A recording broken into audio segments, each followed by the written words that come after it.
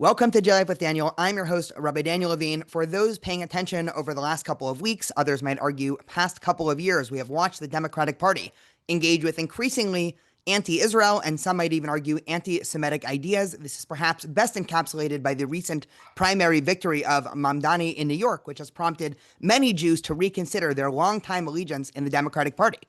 A couple of weeks ago, my good friend Andrew Getraer posted on Facebook that he is officially quitting and breaking up with the Democratic Party. Andrew was a longtime Hillel director serving at both Rutgers and Harvard, and he is now a public commentator on all things Jewish.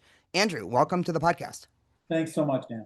So I told you this when we were planning out this podcast, but I'm going to sort of take the devil's advocate position. If you were if you were on the podcast and you were arguing why Jews should, join the Democratic Party en masse, I'd probably take the devil's advocate position on the other side. But I think it speaks to the fact that I'm still torn, right? I look at, and this is maybe a good place to start, the Republican Party today is not the same Republican Party of maybe 10, 15 years ago. And so a lot of Jews are definitely choosing between the lesser of two evils. I think that, everybody understands that. There isn't one party that largely represents most Jews and says, yes, this has it right on both Israel, anti-Semitism, social issues, all of this. So give us the pitch as to why, I assume if you were quitting the Democratic Party, it means that you've been a longtime Democrat. So talk to us a little bit about that, just like most American Jews, you being a Democrat, and why this has been a unique inflection point. Look, my political background is similar to a lot of American Jews. I grew up in the metropolitan New York City area with parents who were liberal Democrats, and liberal democratic politics being the sort of lifeblood of my family. My grandmother was a protester for civil rights and against the Vietnam War. My uncle is a very big political activist out in San Jose for the Democratic Party, and was an anti-war advocate in college, and taught me a lot about politics. And that's sort of that's where I come from politically. And that has made it really hard over the last, honestly, over a decade for me to struggle with the dramatic changes that I've seen in the Democratic Party. And I said in my post on Facebook that we've been breaking up for a long time, but that this is it, and I do mean a long time. A lot of my Democrat friends have been struggling since October 7th, right, because of the left wing antipathy towards Israel, and how it has found a home in the Democratic Party. But my struggle precedes that quite significantly. As far back as the 2000s, as a Hillel director on a campus, I was really hurt and sort of stunned by the complete lack of empathy towards Jews that I found in my liberal democratic faculty and administrative colleagues. Didn't make me quit the party, but it was a puzzling thing to me at that time. And in 2008, I had events in my home to support Barack Obama's candidacy, and I had an open sukkah for Obama to come learn about what Obama's policies about Israel were. I now look back at myself and regret that, because the story I was telling people about Obama and Israel didn't turn out to be the story that came true. In the very end of the Obama administration, he did something which made me leave the party in my heart, if not formally, which was to allow that UN resolution which condemned Israel's occupation of illegal territories, which included the old city of Jerusalem and the Kotel, the Western Wall, and the Jewish Quarter, and all of these things. And I thought that was a real betrayal to me as an American Jew, and I found myself unable to vote for either main party in the last several presidential elections. I mean, I was not going to vote for Donald Trump. for a whole lot of other interesting reasons. Yeah, so But let's I guess get into that because, the sort of inner turmoil and, because of my, I guess, iconoclastic or argumentative nature, I always find myself taking the devil's advocate position when talking to people. So if I'm on the phone with a friend of mine who's pretty right wing, I sound like a left winger and vice versa, to the point where, people that enjoy that have kept me around and I'm still good friends with, and people that don't have learned that they shouldn't bring up, politics with me, because no matter what, I'll take the opposite position. I mean, in a lot of ways, the general idea of liberalism and liberal democracy, especially in its American form, just has been good for Jews. And sure, that is eroding on the far left, but on the right, that just seems to be completely crumbling, right? So one might say, okay, yes, the Democratic Party is now becoming a bigger tent than either of us are comfortable with, right? You have people, not just Bernie, not just AOC, Mamdani, which is who's to the left of them on a whole variety of issues. There's other mayoral primaries that are happening now. I believe in Chicago, I think I just read a Democratic Socialist just won a primary as well, also vehemently anti-Israel. And so, sure, the Democratic Party is maybe 20% too big tent on the left that I'm comfortable with. But on the Republican side, the sort of breakdown of, I don't know, trusting election results and the not listening to the judiciary, right, in terms of, many of the things that Trump has done in terms of immigration.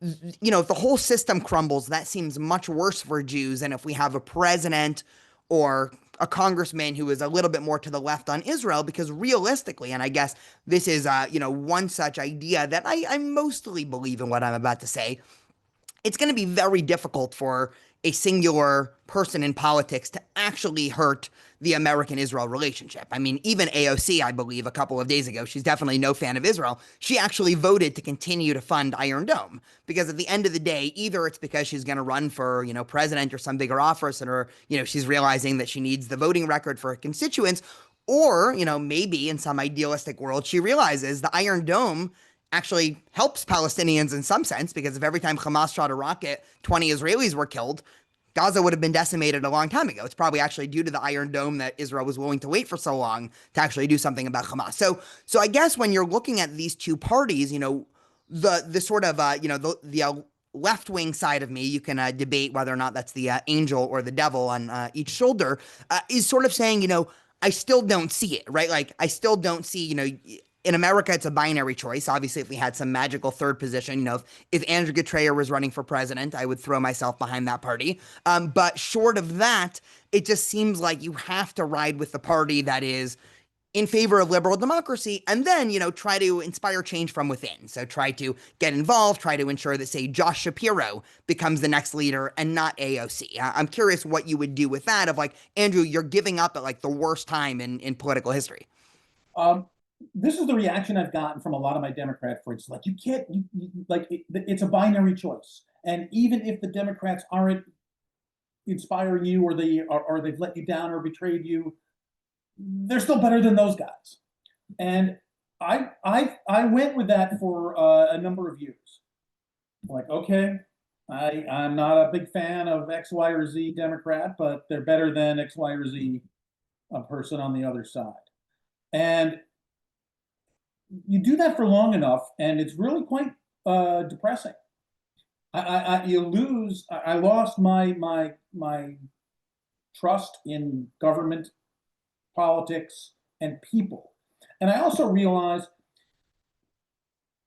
the Democratic Party takes Jews for granted, and if they take us for granted, they have no reason to care about what we do. Our fight is almost in vain, because they know, just like African Americans, whether they come through for us or not, whether they do anything for us or not, whether we're still going to vote for them. Well, my protest is, no, I'm not going to be taken for granted, and I'm not going to be a participant in my own demise. The binary thing is real when you go into flick that lever. But in the last presidential election, I voted for not one of the two candidates, right? Two main candidates.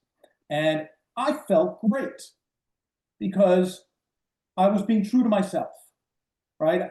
I value my vote so much that I'm not willing to give it to somebody just because they're not they're the second they're not the worst option, right? They're the best worst option. Yeah, yeah. No, I mean, in all honesty, I think But I've mentioned this before. I also voted for not either of the two main candidates. So I think it's interesting that we're having this conversation now. I mean, again, and even Daniel, even though I didn't vote for the Democratic candidate, I didn't feel like I've quit the Democratic Party until the Democratic National Committee chair came out and endorsed Zohran Mamdani and responded to the questions about Mamdani's refusal to condemn the slogan "Globalize the Intifada" by basically saying there's a new brand of Democrat called the leftist, and they're in the big tent. Now, I was borderline okay with all my Democratic friends saying those people are not really Democrats, right? They're leftists, they're socialists, they're not really Democrats, but they're sort of in the mix, and we're dealing with them. But now, when the head of the party says, yes, they are Democrats, they're a brand of Democrat, and we embrace them and we're better for them, and globalize the Intifada doesn't seem to bother him, time out. Because globalize the Intifada, globalize the Intifada is a call for murder. It's a call for death and destruction and the overthrow of the rule of law. You talk about a threat to democracy. Yeah, there are threats to democracy on the Republican side, and I'm not here to defend them in that regard. When you embrace and say we're better for having the people who want to globalize the Intifada, you're saying, okay, they want a violent revolution, and that's okay. And I say, I'm not going to be a part of that because those people want to slit my throat. Those people want to kill my grandchildren who happen to live in Israel. And it's not just about the Jews around the world who they want to intifada. When you globalize the intifada, you're talking about a much larger reign of terror. And that sounds hyperbolic to some people. But when you see the crowds in their tens or hundreds of thousands marching in the streets of Europe and burning things and vandalizing things, and you see the murder of Jews here and there, it doesn't take a great leap to see that if we empower these people even just a little bit more, we're going to pay for it with our democracy. We're going to pay for it with our lives. And I'm not willing to be a part of that. And if my protest is telling people I'm not going to be a party to this party anymore, that might be the best way I can communicate the seriousness of this and the need for change. Because in the decade of this wrestling for me, I feel like we've lost that fight. That fight's been going on for quite a while, and the left has just kept creeping in and creeping in and creeping in. When Nancy Pelosi embraced AOC and the Squad, I didn't like it, and it really upset me. But there was but I was assured by people, that's just they're not powerful. There's only a handful of them. Don't worry about it. Well, now the national chair has said we embrace them and they're part of us. Yeah, So there's a couple I'm points. Yeah. No, one, I mean, I've lost a lot of my political idealism in the last, couple of years. Maybe somebody might blame me for not having lost it earlier. But on many podcasts before, too I've young to engaged. lose your idealism. No, well, I've engaged with the idea. I think, maybe because I've been reading too much Gershom Scholem, and I promise this will connect in a second. I've been engaging with the idea that to protect the system, you have to subvert the system at times. So, to protect liberalism, you actually need to not be liberal towards everybody, which is a fascinating other conversation of, if we're engaged in community together and I'm very open and liberal and pluralistic, but your version of what the community is very fundamentalist and one-sided and actually has no room for me, my liberalism doesn't actually need to include you. And so, to what extent should the US and the West more, writ large, welcome people whose ideas are radically anti-Western? I've moved away from being a full capital liberal, kind of absolutist on things like, say free speech, to entertaining ideas of, maybe I actually don't want to live in a world where, people can run around on, public universities saying globalize the intifada. Like, I don't know if I actually believe this, but I'm willing to engage in, maybe we should make that illegal, or maybe, I am happy that an administration is, really taking, hard pains to stop things like that. And so, that is certainly there in the background. Just in keeping with, I guess the format of me not just agreeing to everything you are saying here, because I think certainly we can record an hour on that and we would both agree, and it would probably be the most boring thing to listen to for anybody else paying attention to all this. I mean, you do see on the right, a very similar phenomenon, which, okay, forget people like Marjorie Taylor Greene and, full blown anti Semitic conspiracy theorists.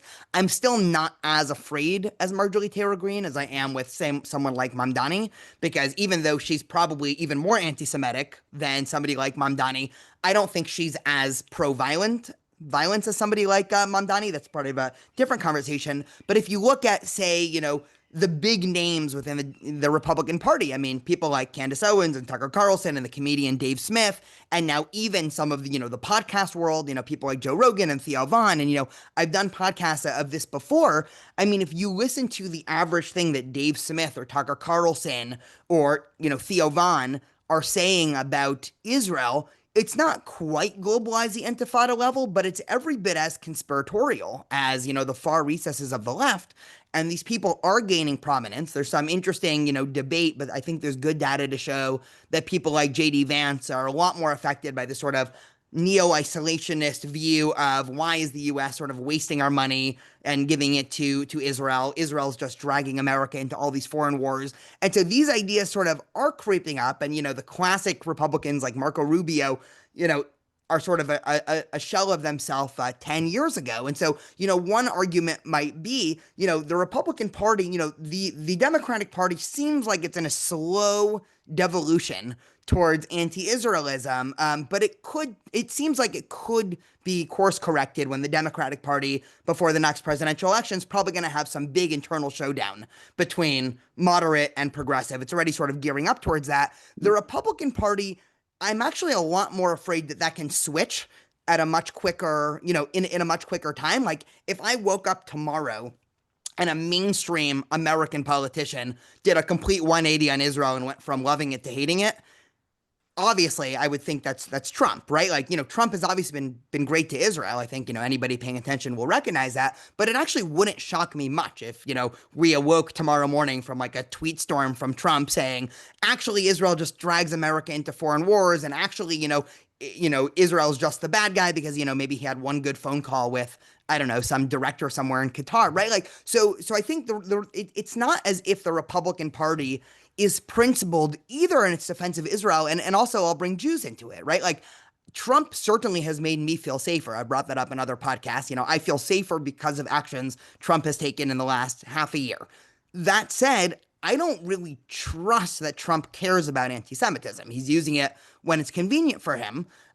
Whereas many of the moderates within the Democratic Party, I mean, I do feel like somebody like Josh Shapiro deeply cares about anti-Semitism. I think they're in a little bit of a bind because the sort of, cool kids and the mean kids are the, far leftists. But at least when I'm sort of looking to throw in my lot with one of those two groups, right, it still seems like the Democratic Party is the lesser of two evils there. Well, this is the argument that I have had with myself and also with many of my friends.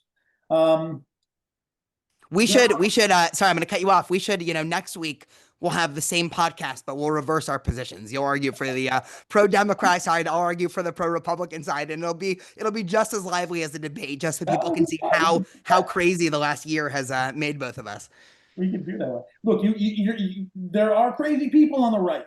Like that's not a controversial thing, and I can't deny it. There are sick, crazy conspiracy theorists who are saying the most unhinged things about Jews on the right. Candace Owens is an insane person, and Tucker Carlson has been an evil force in America for decades, and he's just going farther and farther off the deep end. He is a dangerous human being, and he's dangerous for Jews as well as all Americans. That's not. I'm not unaware of such things. And the fact that Tucker Carlson got to sit at the Republican National Convention last summer next to Donald Trump is quite scary. But let's put a fine point on that just for a second, because even somebody like Mamdani, who, again, obviously I'm no fan of, I think, for me, globalize the intifada like is ipso facto disqualifying. But somebody like him, and there's a little bit of nuance to what I'm about to say, so I'm excited for your pushback. I don't believe he sees himself as engaging with anti-Semitism, right? Like in his mind, he is in pursuit of things that might be anti-Semitic. I think certainly are. Saying globalize the intifada is anti-Semitic. But at the end of the day, I don't think his goal, there's any direct goal to like wreak havoc for the Jews that are living in New York, right? Obviously, New York City is like the Jewish city in the country. Someone like Tucker Carlson, like Tucker is a smart guy. He's well read. I think he knows when he's dabbling in Holocaust revisionism on his podcast, which is listened to by, definitely more people than listen to this podcast, right? He has tens of millions of listeners. That is a level of danger that, again, it's sort of hard to weigh it because the last couple of, big publicized, anti-Semitic violent attacks in America have been by, left-wing Islamist types. But before that, I mean, if we were to talk about, I don't know, Pittsburgh or Poway or any of these things that, or what happened in Colleyville, Texas, these are all people on the right. And, if the left wing in America were like totally awesome, everybody was Josh Shapiro, all of the Jewish podcasts in the world would just be doing episode after episode. Like, what the hell is happening to the Republican Party? How do you have people like Tucker Carlson talking about, Holocaust revisionism and all of this? And so I think because right now the sort of anti-Semitism in vogue, for good reason, is left-wing / Islamist anti-Semitism, I'm afraid that we're going to lose focus on, okay, but the sort of white supremacist, neo-Nazi, fascist old anti-Semitism, like that's still there. And that's still, at the end of the day, they're still more violent than leftists in America, right? I'm not talking about Europe or the Middle East. Well, whether there are who's more violent or less violent, we could debate. What I think American Jews have to incorporate into our understanding of our current society is that we're not threatened by one side or the other. We're threatened on all sides. The fact that there are crazy people on the right who spin hateful conspiracy theories that inspire whack jobs to murder us or try is true. But there on the left, there are people who empower the same violent, sick conspiracy blood libelists on the far left. And the American Jewish community has been in denial about this for a really long time. And I know this because as a campus hello director for 21 years, I would go to my administrators, my faculty, my local politicians, my Jewish community leaders, all of whom were left-wing Democrats, because I live in New Jersey and that's the way it is, and bring to them issues that were coming at my students from the left, right? Coming at my students from who were being ostracized from progressive groups on campus because they supported Israel, or were being like sometimes physically attacked because they were labeled Zionists. And this is going back well over a decade. This is not like this happened last year. And in all those years, when I would go to these these folks who are bread and butter Democrats and sometimes elected officials, when I would say we're facing anti-Semitism, they would immediately jump to, oh, are there right-wing white supremacists, Nazi, neo-Nazis? And I'm like, no, there are left-wing progressives who hate Israel and apply that to Jewish students. And they would look at me like I was speaking Greek. It didn't compute. They couldn't get it into their heads that this was a real thing. In the Jewish community as well. And sometimes in the Jewish community, they would sort of acknowledge it, but it was so unpleasant that they basically would just ignore it. And what I'm seeing in the last 2 years is you can't ignore it anymore. And we need to highlight it because we all know that the right-wing psycho neo-Nazi Jew haters exist. We're primed and ready for them. We're not like surprised by them. We expect them. But the people we are surprised by, who we're not prepared to deal with, are the people coming from inside the house, right? When the call's inside the house, you're just not ready for it. And that's what has happened to us. And I was willing to go for a while thinking, okay, these people are outside of the party, they're outside of the mainstream, we can fight them off. And that I think that a Rubicon was crossed when Mamdani won that primary and Globalized Intifada was not refuted by the Democratic National Committee. Correct me And if I'm wrong. I remember now I think in reading. Minneapolis, it was not Chicago. In Minneapolis, the Democratic Party is not endorsing the Jewish Democrat incumbent. They're endorsing a socialist progressive from Somalia, right? So the party's opening up its tent and embracing people who are fundamentally opposed not only to Israel and Jews, but to the liberal values that we depend on for our very lives. And we need a way to tell the party, this is not acceptable. We will not support you if this is what you do. You know, James Carville. No, no, but it seems like that's happening. I mean, just to push back on that point. I mean, obviously, I agree with you in terms of the ideas here, but I was reading yesterday, both Hakeem Jeffries and Chuck Schumer declined to back Mamdani because they, of things that he said, again, probably because of globalizing Intifada and like statements. So, you do still have the separation of, I oftentimes, I don't actually know how powerful the head of the DNC is separate than, the head of Congress or the head of the Senate. Yeah, I'm going to guess not very. I'm going to guess he's just a fundraiser.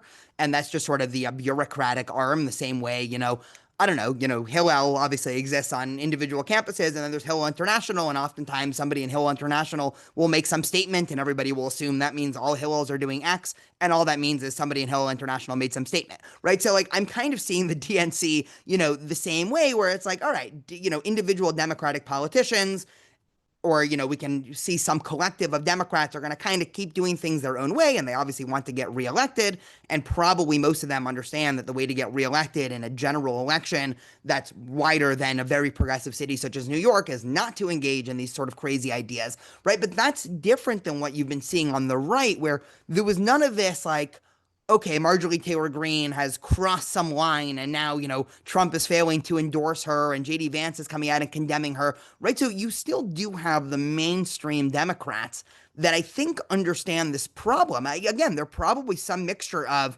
afraid, right? I think like literally afraid. I'm not talking about, afraid because they might lose an election. I think that they are afraid of violence in their own house. I mean, we've seen violence against Democratic Jewish people in Congress by left-wing progressive types, and so that definitely is there. And so I just can't, I think deep down, this is something that most mainstream Democrats, even AOC, I think at her root understands this, which is why I think she voted to continue to fund Iron Dome. Again, I'm no fan of her Now, I'm just idea. going to stop you right there because defending AOC on Iron Dome is preposterous. This is a woman who, the last time she had a vote on the Iron Dome, voted against it, and then was seen weeping in the halls of Congress when it passed, weeping because America was going to provide Israel with a way to defend its civilians from random missile attacks. If she's changed her tune as far as the vote is concerned, it's because she's getting ready to run against Chuck Schumer for the Senate and she's trying to mainstream herself. Sure, but that's no. Listen, I agree with you. No. One second. That's not a defense. That's just like politics is a dirty business. No, of course. Listen, AOC, I don't think she has any spine when it comes to, I mean, there was that infamous interview, when she was a freshman where she talks about the occupation and the interviewer asks her one follow-up question. What do you mean by the occupation? Israel 101, anyone can tell you what people mean by the occupation. And she says, well, I don't actually know. I'm not an expert. It's obvious that AOC has just been following, sort of the Twitter mob, his views on Israel. But the very fact, I agree with your analysis, the fact that she wants a bigger office in the Democratic Party and realizes she actually needs to tack away from the crazies, that sort of proves my point. Like, even AOC, right, who is in the top 5 or 6 of leftist, insane, anti-Israel Democrats, right? She's not quite Rashida Tlaib or Ilhan Omar. I'm sure you would grant her that, right? There still is, a little, there is one chunk to the left of AOC, but even somebody like AOC, who was there, supporting Mamdani and everything like that, who's called what Israel's doing a genocide, all things we abhor. The fact that now she's realizing, like, okay, you want to be a mainstream player in this Democratic Party, you actually have to defend Israel and not just defend Israel. You actually have to, give Israel money to defend itself. So this is where I think, again, I think for whatever reason, and I fall into this trap too, which is again why I think I could have had this debate on the exact other side. For whatever reason, I give the Democrats less leeway when it comes to protecting Jews than I do Republicans. And I think it's because the Democrats are the people who use the language of inclusivity and everybody in comfort and microaggression. And so for me, if a progressive causes anti Semitism or says globalize the Intifada, my mind immediately goes to you guys were the ones saying that it's a microaggression and literally violence 6 years ago if you were to ask somebody who looks different than you where they're from, right? If you think that that's violence, right, but saying globalize the Intifada is sort of, somehow okay, like I have no respect for your, intellectual or moral reasoning. And the Republicans just never had any of that, type of thinking. And so I've always been willing to give the Republicans a wider leash. But I think, like, it is important for the purpose of this conversation, like if gun to both of our heads, like Republican or Democrat, to sort of, zoom in and put those side by side. So I would love to hear your thoughts on the AOC thing. Sure. Um, the fact that AOC might possibly be tacking to the center because it's going to be politically useful I guess it's good to know that there still is a center because Jews and America thrive in the center. Like the extremes that we are living through are bad for everyone, and they're especially bad for us. So good that AOC is tacking a little bit. I give her like the smallest amount of credit possible. Um, You don't even need to give her any credit, right? Like we can no, think no, I give the Democratic Party credit because there is a center, right? Schumer and Jeffries, like Schumer is a whole other issue. He betrayed Jewish students on campus. He betrayed the Jewish community in the last 2 years. We know that Chuck Schumer contacted the president of Columbia during the heat of battle on the campus intifada at Columbia and said, don't worry about it. It's a Republican issue. You don't have to take any action. Well, that tells me Chuck Schumer doesn't give a damn about the civil rights of Jews or the safety of Jews. And he is the leading, highest ranking Democrat in the Senate of the United States. And he doesn't give a damn about the safety or civil rights of Jews on a campus in his own city.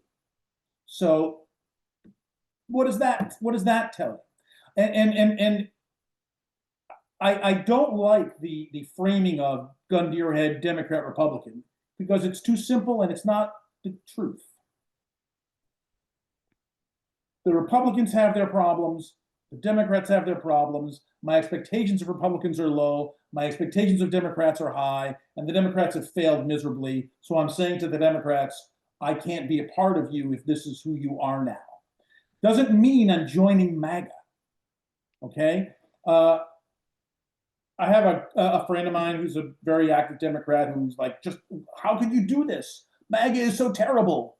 And I'm saying to him, and I'll say to your audience, it's not about joining MAGA. It's not about one's better than the other. There's a deep, substantive, tragic problem inside the Democratic Party that is allowing a cancer, that is allowing a poison to seep in. And it's not going to be solved by pointing fingers at the Donald and saying he's worse. And it's not going to be solved by like, oh, we have to get our message out better. It's going to be solved by throwing these people out of the party and saying there is a principle here and there is a line here and we will not cross it and we will not break bread with them. And maybe you lose an election because of that, but maybe you gain followers, principle, leadership. And if you lose an election, big deal. They just lost all the elections. Like how much worse is it supposed to get, is it going to get? So I don't like the binary dichotomy that is posed because I think it's false. And it's not really about that. There's a poison in the Democratic Party. It has to be purged, and I'm not going to swallow it any longer.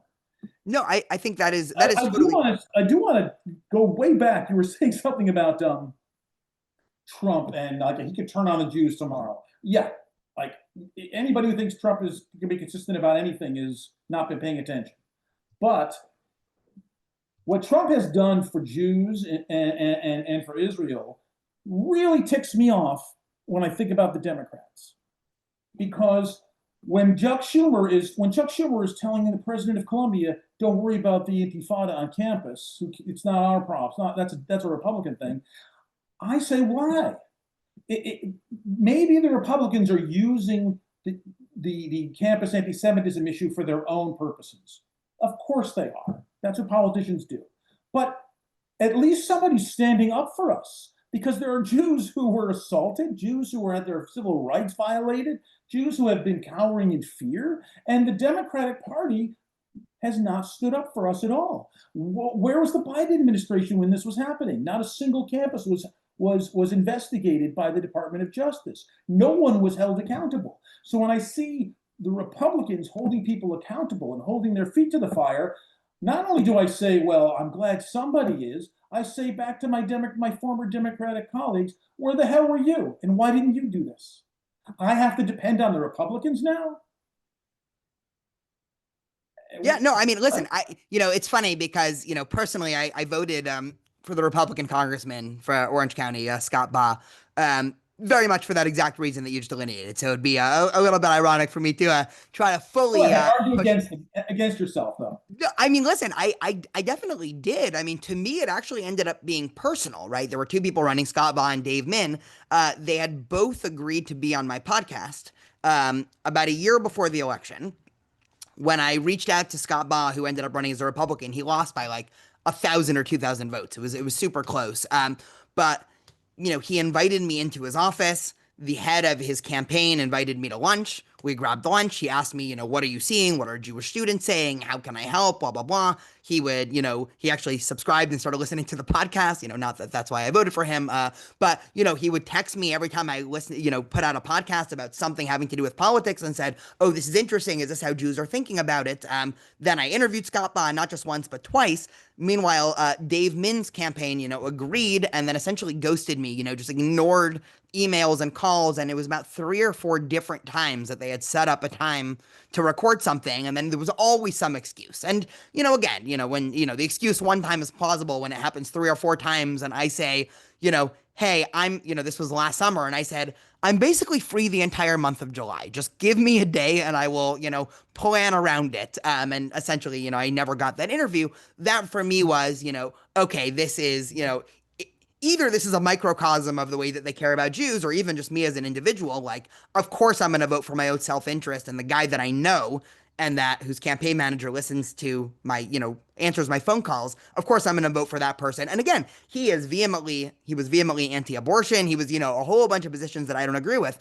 So essentially, yes, that is fair, but needless to say, it was not easy because the Republican candidate was a sort of 2020, hand waver and all of those other things. And so that was really the bind. And I still, again, it's sort of a moot point, but I'm still not sure if I ended up voting for the right person. And, not that it matters. But, I think. Isn't it remarkable that the party that you feel more a part of and agree with on more policies took you for granted and didn't even seem to care what you personally had thought or said, and the party that you kind of disagree with on more policy issues actively expressed concern and sought out your opinion.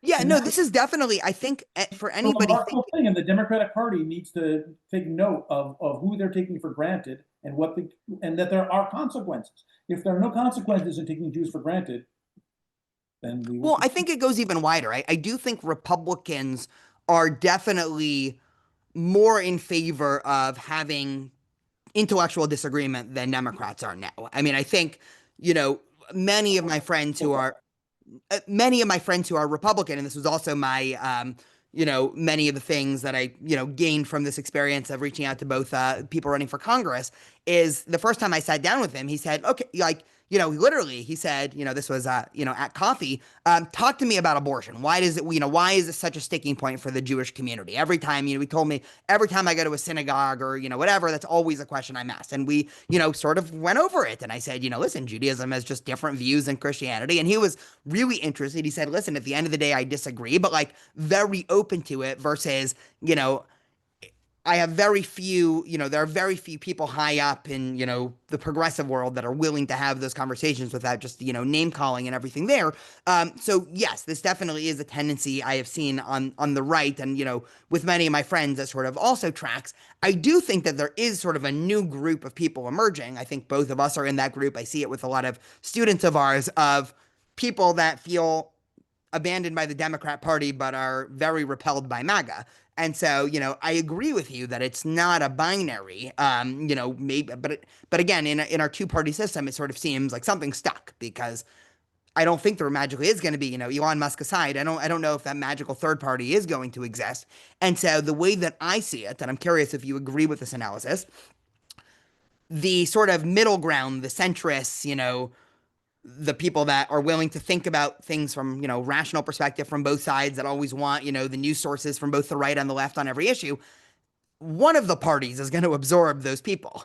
And that party, I think, will end up being the successful party in the future. And if we take a step back, like which of the two parties right now is more likely to absorb this perspective? I'm not sure about that answer. Some days I think Republican Party, some days I think Democrat Party. I guess everything I just said highlights the fact that maybe I think it's the Republican Party in terms of how people are talking. But I'm not sure. But I do think that whoever the moderates throw their voice behind, like they will continue to win elections. I don't know which party will open its tent up to the moderates. Um, and I don't know that you can open your tent up to the moderates while you've got the extremists in it. It's very, very, very difficult.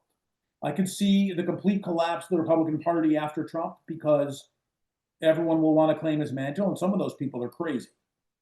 And the moderates in the Republican Party, you mentioned Marco Rubio. Marco Rubio, even though I think he's in a different place than he was when he was in Florida, he's got like 8 jobs, and he seems to be doing a very professional adult job at all of them, right? As Secretary of State and head of everything else that Trump fires somebody from. I don't know that Marco Rubio will get the support of the rest of the Republicans in 28 or whenever.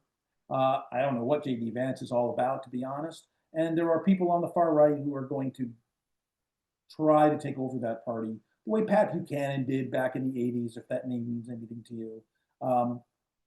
But the Democratic Party is just as much of a mess and has no direction that I can tell other than a drift to accepting extremists. So I think we're in a lot of trouble. And we talk a lot about the return to history for Jews, right? Now, with the rise of anti-Semitism. Well, part of the return to history for Jews is we can't rely on anybody. And that's a terrifying thing to think of in a country that has been the best friend that Jews have had in the diaspora for 2,000 years. And God willing will continue to be. My family's been in this country for 7 generations. We love America, and we are, and I am, thank God for America. And I hope America will continue to be that haven. But the extremists of both parties have to be called out. And if we can't call them out when we are the target of both of them, then no one is going to. We've got to sound the alarm on the left as well as the right. Yeah, I agree with all of that. We've been talking for a while. Anything else related to any of this? um, I'll tell you, the response to my post has been as interesting to me as any of the political discussions, because what I found is a lot of people are thinking along the same lines. Like, I can't tell you how many people I don't even know, but who saw my post for whatever reason, are messaging me like, oh, like I feel the same way, and I didn't, and I thought I was the only one, or I've been afraid to say it, or well, that's one of the reasons that no matter where your voice is on the spectrum, put your voice, like, use your voice, because there are people out there who need to hear it, because either it will give them, empower them, or it will allow them to think differently than they thought. The people who thought I can only be a Democrat and I have to just shut up and take it. Well, no, you don't have to shut up and take it. Yeah, Uh, no, I've never been good about keeping quiet about my opinions and everything like that. I mean, one interesting thing, one thing that I one personality trait that I don't understand is people that are, oh, but I thought I have to back X, Y, and Z idea. I very much, for better or worse, do not feel a peer pressure when it comes to ideological commitment. I mean, I think there are a myriad of examples in that. I actually tend to be the opposite. Whenever I feel peer pressure to accept a view, my gut reaction is like, all right, there's probably something wrong with this view if everybody's, giving me social pressure. So I do think that making this conversation kosher, for lack of a better word, is actually very important. Like, and I think what you're saying sort of highlights that, where I even said this in my last podcast with Adam Louis Klein. He's great, by the way. It was a fascinating conversation. But I said, the Overton window of Jewish voting post October 7th has to include basically anybody on the right who's going to stand up for Jews. And I've had many debates with a lot of friends of mine who very much disagree with that statement. And I don't know if you've been seeing this. You probably have on social media. These congressional hearings where it's almost always a Republican congressman or woman grilling the heads of schools for, some insane thing that they've done. And I've been sending those around. And, there's one friend I have, I won't give their name, who's, a very, classic liberal, but like, never Trumper, like very passionate about that. And I keep sending him all of these things. And like, oh, I love this guy. He seems great, one random congressman. And he says, no, this person's terrible because of this and this. And they defended Trump for this. And I'm like, listen, it's a cathartic experience, me watching, a representative of the most powerful government in the world, aka the, Congress in America, grilling the head of some college for not sticking up for Jewish students. Like at the end of the day, my like emotional attraction to that is so high that even if I disagree with them 90% of policies, like there's such an attraction there. That said, I do think that all the things that I argued in the last hour are still relevant. And so, here I can start to debate myself again here. But yes, like I think posts like yours, I would be very happy if, at the next Hillel conference, I'm about to go to a Hillel conference in 2 weeks, you know, I do think that the Overton window of like when we do talk about politics, which inevitably always comes up at Hillel conferences, like I do think a conversation that Hillel should be having, maybe not Hillel International, but like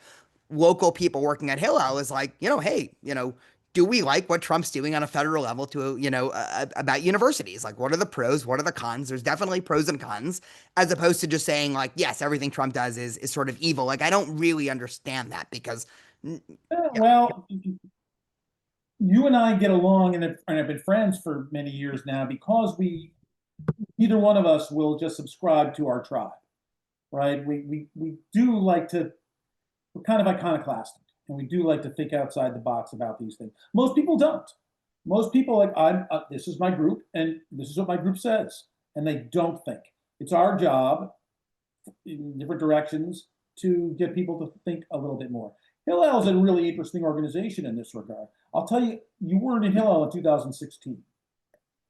Well, the conference we had after Trump beat Hillary, basically the whole conference was a therapy session for Hillel directors and Hillel staff who were distraught and over Hillary's loss and Trump's victory.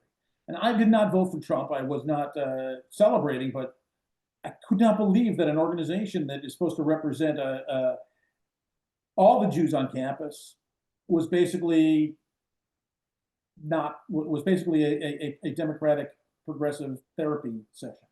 yeah. That Listen, I mean, that I has to brought, I stop. mean, you are, That's to stop. you can attest to this. I asked Adam Lehman that exact question. I mean, sort of in a circumvented way, but about Mizrahi students, because I mean, I end up sounding like a broken record, but like Hillel cannot just be the home of Democratic students. One, even Ashkenazi students are becoming disproportionately, considering voting for Trump, especially male Ashkenazi students. Like, oh my God, talking to the average male student on campus, they have voted for Trump in the last election. The whole variety of reasons as to why.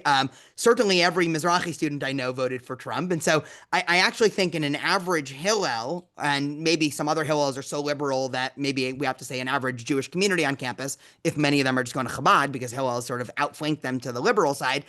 The average Jewish student who's very involved on campus, I wouldn't be surprised if it was a 50-50 even split in the last election. And that's something that I think Hillel really has to contend with. And we can't drive away students that are represented in really either party. And the thing Hillel that has I off Hillel has to deal with that. All the legacy organizations have to deal with that because they're used to a comfort zone that is not reflect reality. I'll give Adam Lehman some credit because I listened to the podcast with him. It was really interesting. I think he really did express that Hillel can't be one political spectrum, one part of the political spectrum. And I'm glad to hear that from the head of the organization, and I hope that that becomes the reality because we have to represent and serve Jews across the board. I'll close out with something I saw Haviv Rethinking say. So Haviv is like a brilliant Israeli commentator and analyst of society, etc. And in response to something about campus, about some issues dealing with holding campuses feet to the fire, Aviv said this week that the American Jewish community is having a quiet, slow awakening, and it's happening everywhere, and its effects will be felt for years to come. And I read that, and it really rang true to me. It's a slow awakening, and it's happening across the board. And I think that we are going to see it change not just our politics, but our organizations and our alliances.